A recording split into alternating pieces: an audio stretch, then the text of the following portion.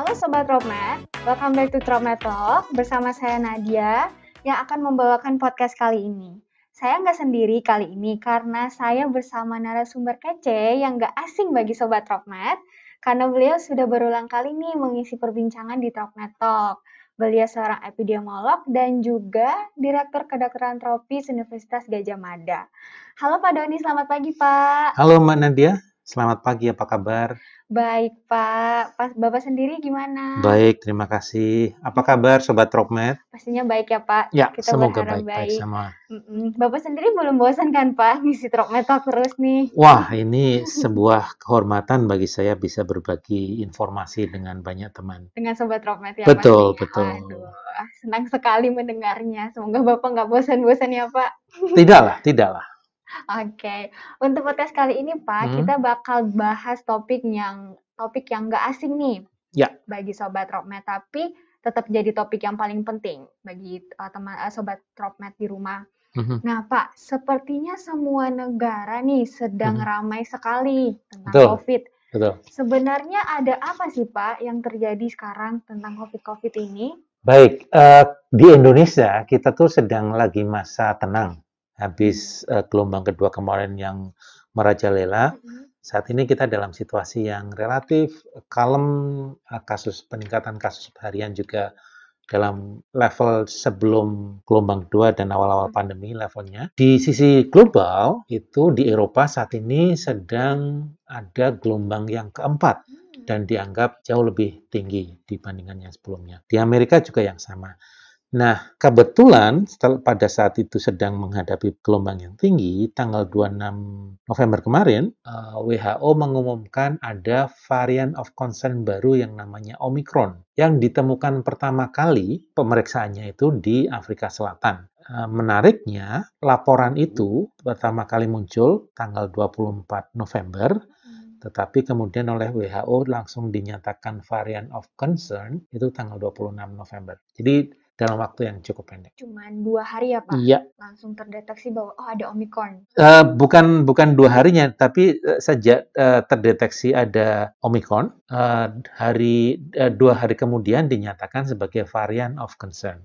Biasanya untuk menyatakan sebagai varian of concern itu varian-varian sebelumnya ya, tidak secepat itu menyatakannya. Nah, menarik nih Pak. Tadi Bapak bilang bahwa Omicron itu varian of concern. Nah, sebelum kita lebih mengenal lebih jauh tentang Omicron, sebenarnya varian of concern itu apa Pak? Baik, WHO itu membagi beberapa varian. Jadi mungkin sebelum ke varian, saya mau bilang dulu bahwa varian itu merupakan hasil mutasi virus. Dan mutasi itu sebenarnya sesuatu yang normal terjadi. Untuk COVID-19 misalnya dikatakan setiap penularan 2 orang itu ada 1 mutasi. Tetapi umumnya mutasi-mutasi itu tidak ada dampaknya sama sekali. Bisa dibayangkan kalau dalam 1 hari secara global itu ada ratusan ribu penularan kan? Berarti kan ada sekian puluh ribu juga mutasi. Tetapi secara umum itu tidak menimbulkan masalah. Nah, pada suatu titik bisa jadi mutasi itu bisa menyebabkan perubahan karakteristik dan perilaku virusnya. Entah itu lebih cepat menyebar, entah itu lebih meningkatkan keparahan penyakitnya, atau bahkan berkurang ya. Tapi yang menjadi perhatian kan kalau lebih cepat menyebar, meningkatkan keparahan, atau bisa menembus imunitas baik yang sudah terinfeksi atau karena vaksin, jadi sudah divaksin tapi masih bisa terinfeksi, atau bahkan bisa juga kemudian menyebabkan alat deteksi kita tidak bisa mengidentifikasi lagi, atau bahkan menyebabkan pengobatannya menjadi tidak efektif lagi. Tergantung seberapa besar dampaknya, WHO itu membagi menjadi ada varian of interest, ada varian of concern. Nah, varian of concern itu memberikan dampak yang lebih besar tadi dan bisa mengubah epidemiologinya. Jadi kasusnya meningkat pesat atau kemudian cara kita mengendalikan pandemi karena kemudian lebih parah dan sebagainya. Nah, varian of concern itu merupakan varian yang menyebabkan perubahan epidemiologi maupun cara kita mengendalikan pandeminya. Berarti Pak, untuk Omicron sendiri nih Pak, kan kemarin kita mengalami Delta. Delta juga termasuk varian of concern kan Pak? Ya.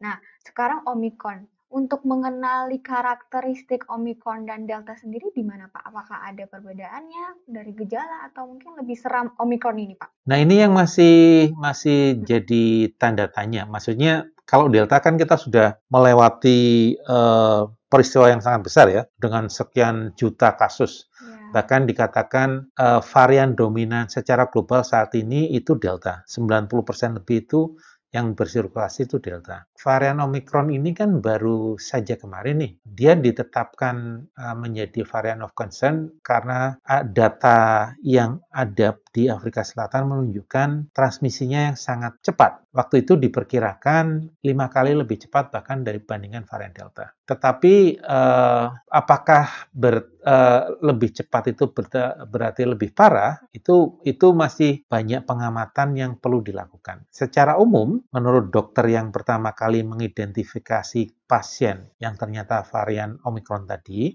beberapa anak muda itu gejalanya lebih ringan. Tetapi kalau dia meningkatnya penularannya sangat cepat kan, bisa juga kan meskipun lebih ringan ada beberapa orang yang juga akan menjadi parah nantinya. Kita tidak tahu karena masih terbatas sehingga observasinya juga masih sedikit, jadi masih banyak data yang harus kita lihat. Itu, tapi karakteristik lain itu yang menyebabkan dia menjadi variant of concern adalah karena dia dianggap mampu mengatasi imunitas yang disebabkan oleh vaksin. Jadi tercatat misalnya yang di Afrika Selatan itu pasien-pasien yang ada itu pernah ada yang sudah Pfizer, ada yang AstraZeneca maupun Johnson Johnson. Jadi meskipun sudah divaksin, dia masih bisa tertular. Nah, ini juga yang menyebabkan saya rasa WHO menetapkan ini sebagai variant of concern. Nah, tadi Bapak bilang bahwa di Afrika Selatan sudah terdeteksi. Nah, kemarin juga ada di berita bahwa di Malaysia, di Singapura juga sudah. Kalau di Indonesia sendiri gimana Pak? Apa sudah terdeteksi juga? Ini yang mungkin terdeteksi atau tidak itu kan ketika kita melakukan pemeriksaan dan menemukan. Nah, tapi belum menemukan itu belum berarti tidak ada. Jadi ini masalah kita menemukan sampel yang tepat atau tidak. Itu satu hal. Tapi yang menarik juga, misalnya dari Belanda mengatakan bahwa bahkan sebelum Afrika Selatan melaporkan Omicron, ternyata ketika mereka meriksa lagi ada beberapa kasus yang juga didiagnosis diakibatkan oleh varian Omicron. Bahkan sebelum itu kemungkinan sudah bersirkulasi di Eropa dan sekarang sudah sekian puluh negara melaporkan adanya Omicron. Di Amerika juga sudah melaporkan, di banyak negara bagian sudah melaporkan Omicron. Bisa jadi sebenarnya dia sudah menyebar dulu, tapi baru kemudian ditemukan pertama kali tanggal 24 November itu di Afrika Selatan. Oh begitu, berarti belum ada kemungkinan sudah terdeteksi di Indonesia? Belum ada. Kalau datanya belum ada. Belum ada. Datanya belum ada. Kan kita selalu harus untuk mengatakan ada atau tidak kan harus ada datanya toh. Iya benar. Dan untuk itu kita harus melakukan pemeriksaan dan whole genome sequencing. Cuma yang menarik dari varian Omicron ini tergantung tes PCR yang digunakan. Ada tes PCR yang bisa kemudian mendeteksinya karena ada bagian dari gen S yang tidak bisa terdeteksi oleh PCR. Jadi lucu ya, karena ada salah satu bagian yang tidak terdeteksi, justru PCR-nya itu bisa mendeteksi bahwa varian itu adalah varian Omicron. Jadi PCR-nya masih bisa mendeteksi, tetapi ada segmen tertentu yang hilang, yang itu identik dengan varian Omicron. Dan itu yang kemudian juga saya rasa menyebabkan kemudian di Afrika Selatan itu bisa menunjukkan penularannya sangat tinggi karena salah satunya PCR bisa mendeteksi keberadaannya. Oh, seperti itu. Baik, Pak. Nah, ini sedikit out of topic ya, Pak. Tapi saya penasaran nih, kenapa sih, Pak, namanya Omicron? Kayak pertama kan Beta, Delta. Kenapa Omicron, Pak? Penamaannya dulu kan pakai kode B.1 dan itu masih ada. Cuman untuk memudahkan bagi kalangan awam terutama, WHO itu kemudian menggunakan alfabet Yunani. Alfa, beta, gamma, theta, ada waktu itu variant of interest mu kan. Nah, kemudian sekarang Omicron. kenapa Omikron? Padahal sebenarnya kalau alfabetnya Yunani kan adalah Omega. Karena kalau kenapa menjadi Omikron? Karena Mega itu kan besar.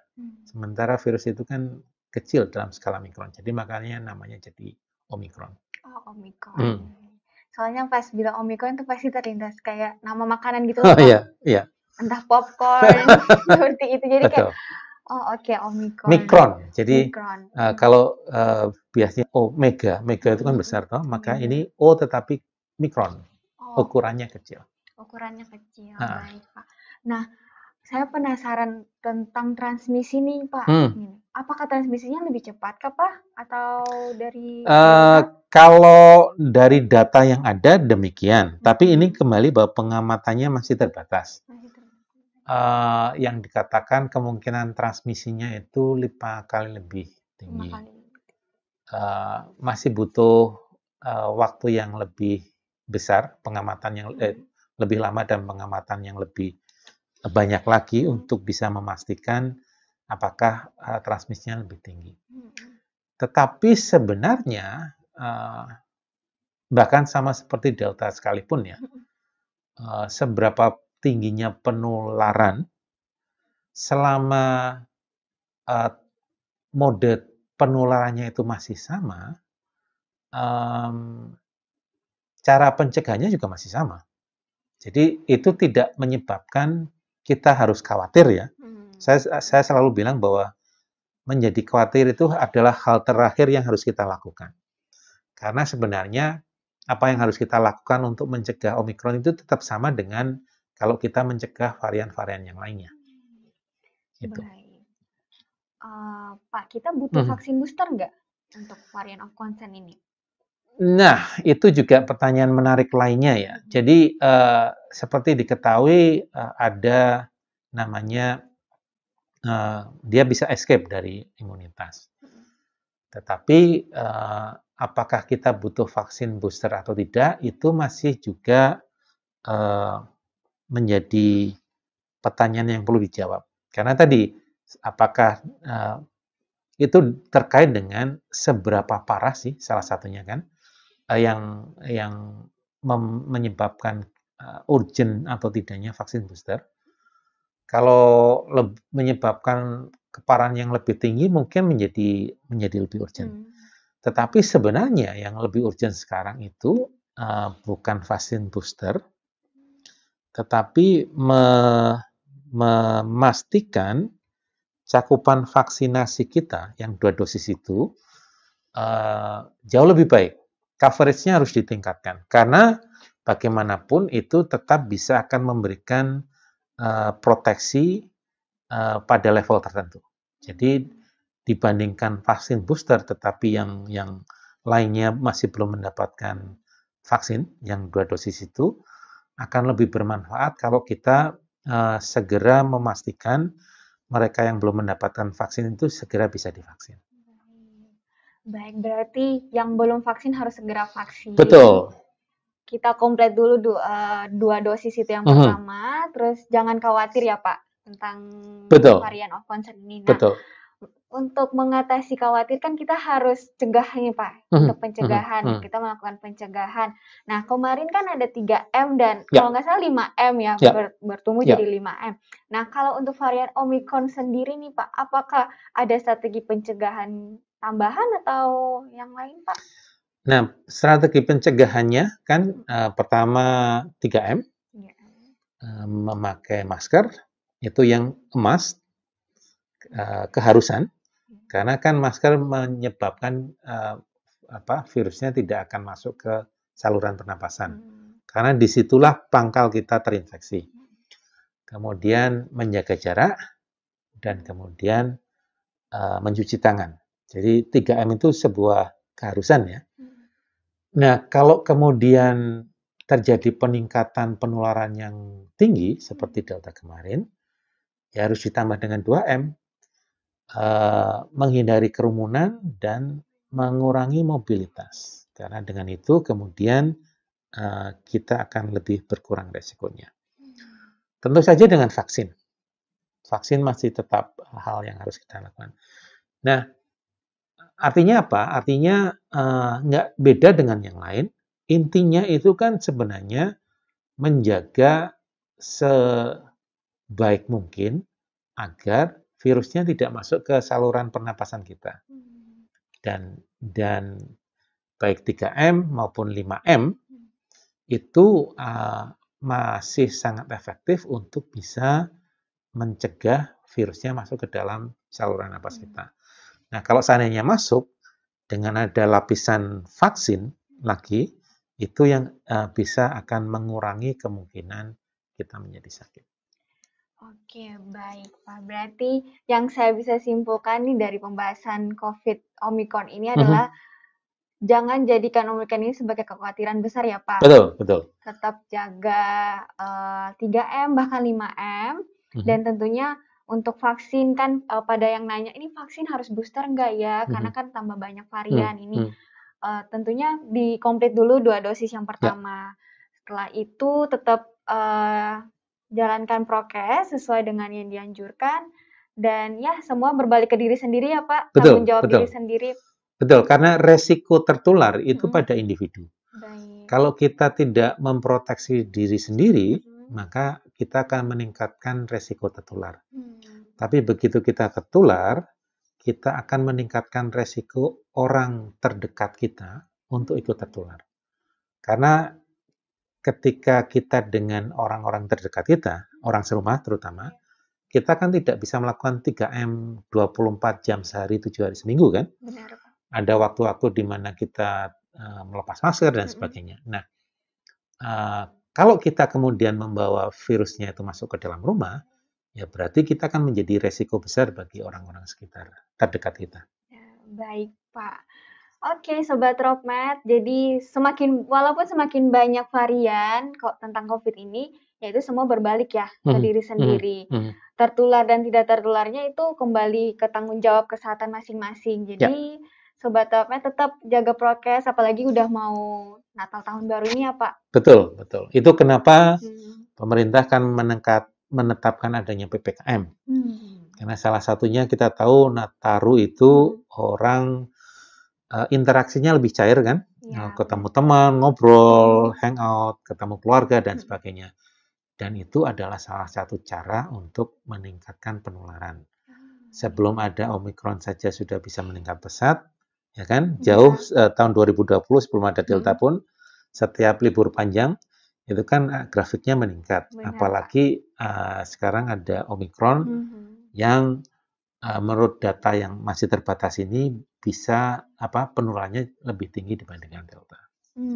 Baik Pak. Terima kasih Pak Doni. Terima kasih. Jadi Sobat Dropmed, terima kasih untuk kesempatan juga yang dikasih buat saya untuk Dropmed, pembahasan untuk Dropmed Talk kali ini tentang Omicron. Dari pembahasan kita dengan Pak Doni, pastinya satu, jangan khawatir. Tetap jaga kesehatan karena tanggung jawab kesehatan adalah tanggung jawab kita sendiri. Ya. Kebijakan mungkin lebih lebar atau lebih ditambahin, tapi tetap kesehatan adalah tanggung jawab kita sendiri. Ya. Oke Pak Doni, terima kasih untuk insight-nya Pak tentang Omicron ini, tentang COVID Omicron. Semoga Pak Doni sehat. Semoga kita semua sehat. Amin. Amin. Nah, terima kasih juga untuk Sobat Dropmed yang sudah setia mendengar Dropmed Talk. Dan sampai jumpa di Dropmed Talk dengan pembahasan yang lain. Bye-bye. Sampai jumpa.